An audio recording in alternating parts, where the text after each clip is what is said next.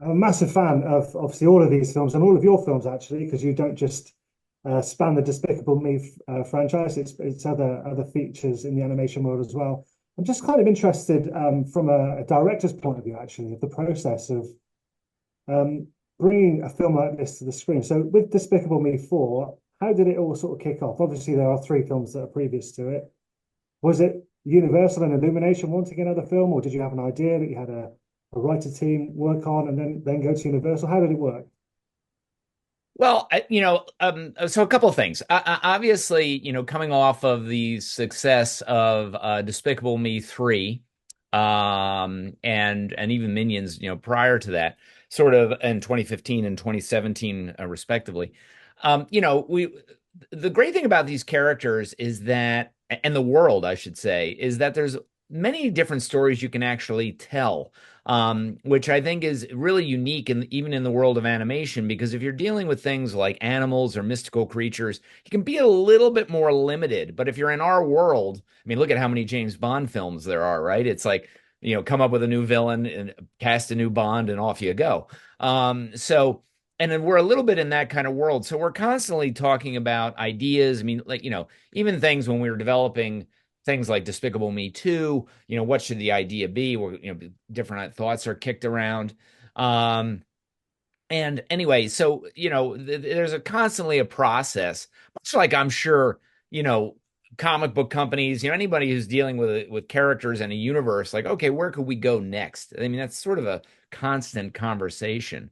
And it's sort of obviously the audience response to the film and its success, of course, obviously turbocharges those conversations. In this case, we'd started with an idea that came internally, and then we were working with Mike White, the writer of the initial script, on this idea of witness relocation.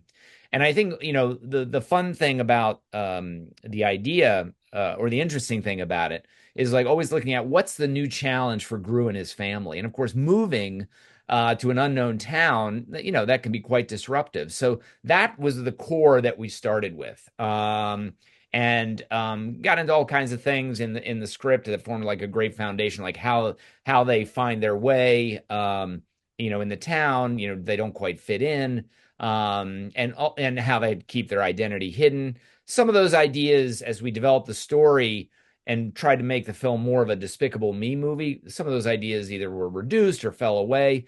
But that was how we started, was with this script, and this initial idea of witness relocation, or hiding out, I suppose. And Yeah, so that was the idea that we started with, and then built it out from there over the course of making the film. And during that process, obviously, there's probably just about two main villains in this one. There's obviously Will Ferrell's character, and then there's the character that you're credited with playing, which is the Yeah, Principal Übelschlecht. Have I yeah, pronounced that Principal correctly? Übelschlecht, yes. So Yeah. so that just to what I was just saying, that's a great instance of evolution in the story. A much bigger villain in the initial versions of the story was Perry Prescott, the snobby neighbor that lived next door, and it was a little bit more of a um what not, I guess class warfare, you could almost call it, I think of the film Caddyshack, where you had the one of the comedies I loved as a kid. But anyway, where you've got the rich snobs, and then you've got the new people coming in who maybe don't appear to have as much, and that's, we put Gru in the smaller kind of rundown house. So he was a bigger villain. But as we as we developed the movie further, what we kind of found was where we wanted to go was a little bit more into that kind of zany wackiness that defines Despicable Me and the world of Despicable Me. And so the principal character initially, when I was playing her, was only in the opening scene. She just was kind of a doddering old lady, and she, that's, basically she checked in the students to the reunion and gave out the award, and that was it. And then as we were developing the film and we came up with this idea of the heist going back to Gru's school, then it was like, oh, there's an opportunity there to show another side of this character. And what the fun part about that is, like a character like an old lady in a rocket wheelchair, it's really something you can only do in animation. And a lot of the development process of this particular project was looking for ways. We had a great foundation in the script, really interesting idea, but looking for ways to push it into the world of animation and specifically the world of Despicable Me. Because I think that it was a very grounded idea. If you think about it, like, oh, we're moving to a normal neighborhood, we got to blend in. And so what we had to find with the animation team, the storyboarders and the writers, how to push beyond that and really make it feel like it fits in our world. And when you see a character like that evolve from what you were saying, at what stage does it become, well, I'm playing that one. That's mine. I'm doing that. But how did Well, that come to be?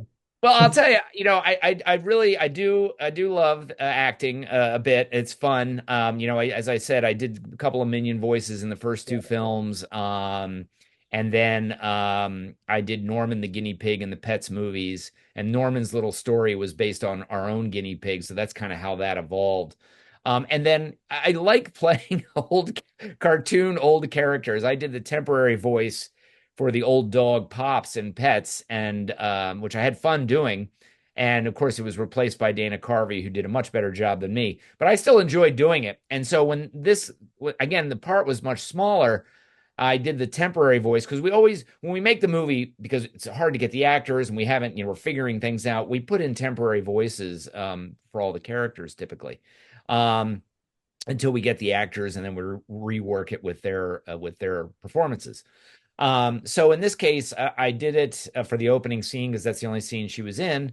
And I just spoke to Chris Meledandri, the producer, and I said, I'd love to play this. And he's like, great, it's fine, it's great. So and then we expanded the role actually quite a while after I did the initial recording, and so it gave me an opportunity to have a lot of fun with it. So yeah, no, it's definitely what I find is as a director doing the temporary voices is and Garth Jennings does this, Pierre Coffin does it. It's actually quite helpful because you have a sense of, in the world of live action, you're talking to the actor on the set as maybe it's like this, and for us it's a little bit disconnected. We're sort of building the movie and we haven't even recorded the actors yet. And of course, they elevate it and take it to a new place, but as you're building it out, you're trying to shape even the temporary performances to give an indication of where you want to go. And I find it to be, a helpful part of the process. You can take it too far, like doing too many voices too, where it sounds like you're talking to yourself. But it is kind of a helpful tool to sort of like, either if you're working with a temporary actor or more simply you yourself, just kind of like throw in the voice. And you've seen it, like the directors did the Madagascar Penguins. Pierre as a director now is doing all the so it's kind of one of these. Chris Wedge did the voice of the Scrat. You know what I mean? So you see these things, and it's actually beyond serving our egos. It's actually kind of I actually think it's actually quite helpful and it's part of the creative process in building something. And if you feel as a director and a performer, you identify with something, it's always fun to have that as a part of the film. Excellent. My final question is, what's it's the third biggest film of the year? It's $800 million something and climbing, which you must be over the moon with. Not going to ask you if there's going to be anything else coming from the world of Despicable Me 4. Obviously, the numbers point to the right direction for that. But are there always sort of ideas bouncing around of where you could take things, either as a sort of spin-off or a character going into a different place or that sort of thing? Yeah, as I was saying before, I think, with this kind of world, ideas are always being discussed, where we could go. I mean, I'm sure you've seen the announcement that Minions 3 is coming in 2027. And again, it's early days, but it's super fun. And again, the world, there's just a lot you can do, even if you break it and whatever, you shoot 50 years into the future, who knows, you know what I mean? Like there's a lot of ideas that you could really play with to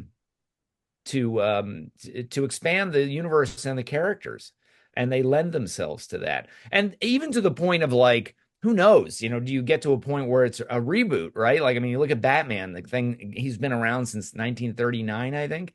And how many different versions of that character have we seen? And the fun thing about, if you even think about that, all those different versions actually have credibility. And that credibility comes from the either the artists or the writers or the filmmakers that decide to do their version of it. So it'll be interesting to see where it goes. But I do think it's the type of world that allows for a lot of expansion. My kids were over the moon that I was talking to you today, so they'll be pleased to hear all of that. All Great. the best with the film, and congratulations with the success. Thank you, Paul. Appreciate it.